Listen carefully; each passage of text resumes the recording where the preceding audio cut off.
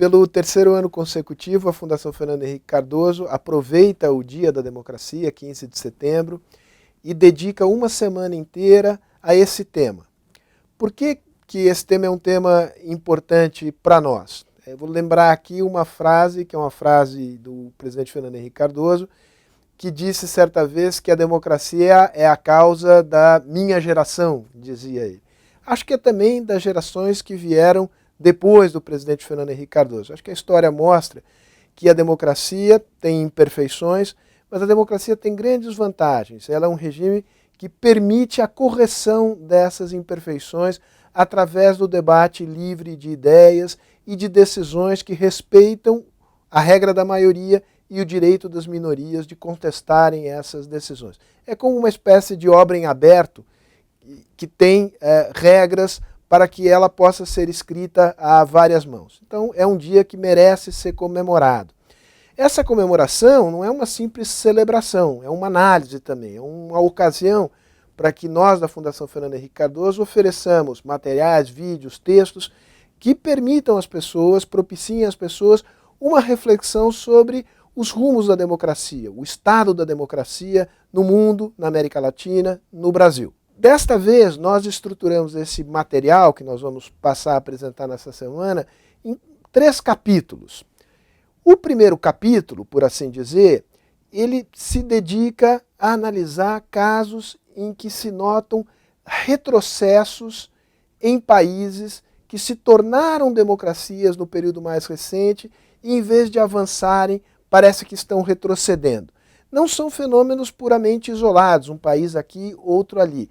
Há uma certa tendência global nos últimos 10 anos, depois de uma chamada onda democrática, chamada terceira onda democrática, que espalhou a democracia pela América Latina, pela Europa do Sul e por países da Ásia também, há nesse período mais recente uma espécie de estagnação desse processo de expansão da democracia ao redor do globo, e em alguns casos de retrocesso.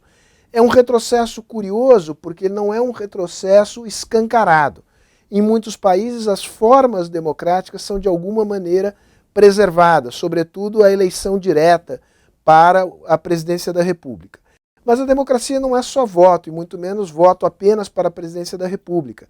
Ela engloba um conjunto de instituições, de valores e de práticas que passam pela liberdade de imprensa, pelo equilíbrio dos poderes, e pelo pluralismo partidário, pelo respeito às crenças religiosas.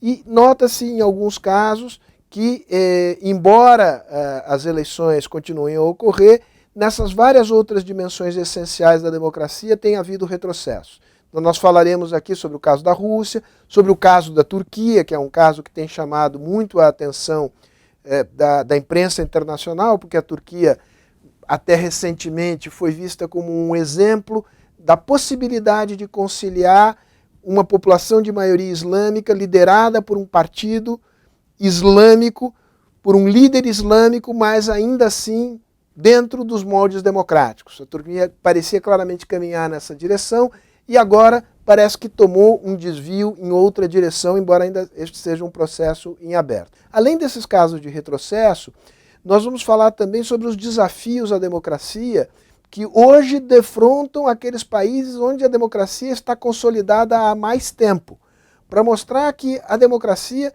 nunca pode ser dada como uma obra pronta e acabada.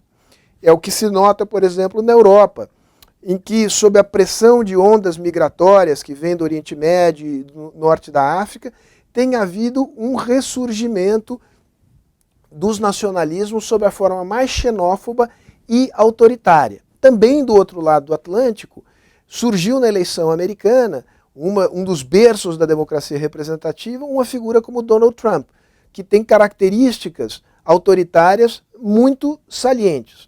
Então nós falaremos também sobre essa questão, que é uma questão fundamental. Não pode se dar de barato que a democracia esteja consolidada, mesmo naqueles países em que ela existe há mais tempo. E por fim, para lançar também um olhar de esperança para o futuro, e aos olhos de todos aqueles que, como nós, compartilham uma crença democrática, nós vamos chamar a atenção para uma série de processos que mostram vitalidade do ideal democrático.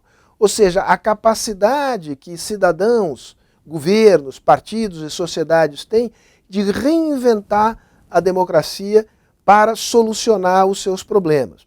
Vamos ver isso, por exemplo, em uma nota, digamos, que não chama tanto a atenção do conjunto das pessoas, mas, por exemplo, no Canadá, que formou mais recentemente um gabinete com uma imensa representação das mulheres, o que é um grande avanço do ponto de vista da democracia na política e na sociedade, e é uma novidade, mesmo nos países desenvolvidos, que haja uma representação nos ministérios, nos cargos de direção das mulheres proporcional ao peso que as mulheres têm nestas populações.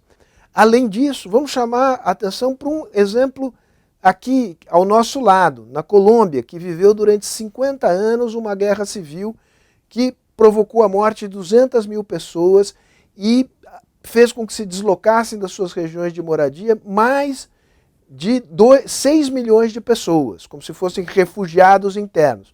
Pois bem, a Colômbia agora firmou um acordo de paz, o governo colombiano com as Farc, com uma guerrilha cuja origem data do começo dos anos 60, e este é um processo que passou por uma negociação que será submetida a um referendo popular, a um debate estabelecido na Colômbia. Não é um debate fácil, mas é um debate que, ao que tudo indica, o regime democrático colombiano saberá travar e sairá fortalecido desse processo. Então, neste caso, nós vemos que democracia é também um caminho para a paz, e é importante salientar que isto ocorre aqui na nossa vizinhança.